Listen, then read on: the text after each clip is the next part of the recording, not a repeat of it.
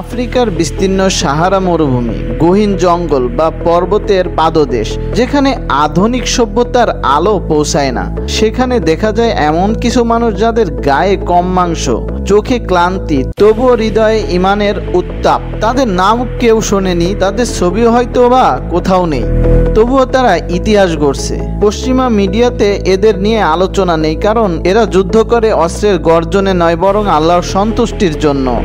এদের কারো পায়ে জুতো নেই, কারোর কোমরে বাঁধা শুধু একটা পানির বোতল, তবুও তারা মাইলের পর মাইল হেঁটে পাথরের জমি পেরিয়ে যায় এমবুশে, কারণ তারা বিশ্বাস করে আল্লাহর পথে একটি কদমও যদি রাখা যায় তা জান্নাতের পথে এক ধাপ এগিয়ে যায়। এই মুজাহিদ ভাইদের অধিকাংশ আসে এমন অঞ্চল থেকে যেখানে নিত্যদিনের খাবার জোটানোও কষ্টকর। তাদের গায়ে মাংস নেই, মুখে হাসি নেই, কিন্তু তাদের হৃদয়ে আছে এক কঠিন ঈমান।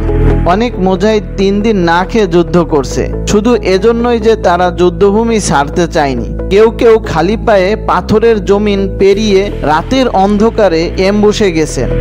যুদ্ধের সময় একে অপরকে পানি পৌঁছে দিতে নিজের অংশ ছেড়ে দিয়েছেন।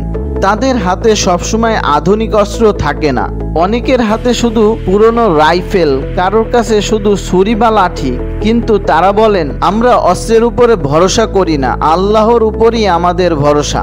তারা দোয়া বা তাহাজ্জুদের মাধ্যমে নিজেদের রুহানিয়াত বৃদ্ধি করে।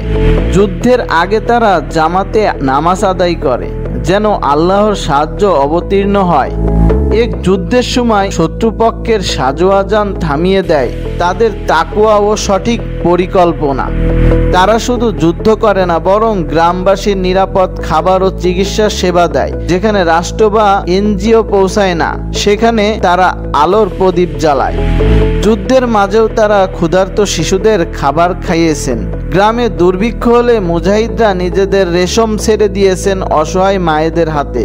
এক মুজাহিদ শহীদ হওয়ার আগে তার শেষ কথা ছিল, আমার খাবারটিও বৃদ্ধ মানুষটিকে দিয়ে দাও, আমি রোজা রাখছি।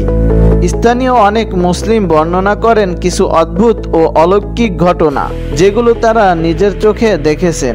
এক মুজাহিদ গুলিবিদ্ধ হয়ে পড়ে গিয়েছিল, কেউ ভাবেনি তিনি বেঁচে আছেন। পরের দিন তিনি নিজে ফিরে এলেন এবং বললেন, কেউ আমাকে পানি দিয়েছেন, কিন্তু আমি কাউকেই দেখিনি।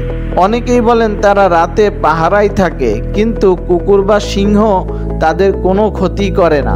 কেউ কেউ শত্রুদের মাঝেই এমনভাবে ঢুকে পড়ে যেন আল্লাহ তাদের চোখ অন্ধ করে দেয়। এই কালো চামড়ার গরিব মুজাহিদদের হয়তো মিডিয়ায় কিছুই বলবে না, তাদের নাম কেউ জানবে না। আসমানি ইতিহাসে তাদের শহীদদের তালিকায় সোনালী হরফে লেখা থাকবে। তারা প্রমাণ করে দিচ্ছে ঈমান, তাকওয়া ও এক ফোঁটা চোখের পানি যথেষ্ট, যদি তা আল্লাহর জন্যই হয়।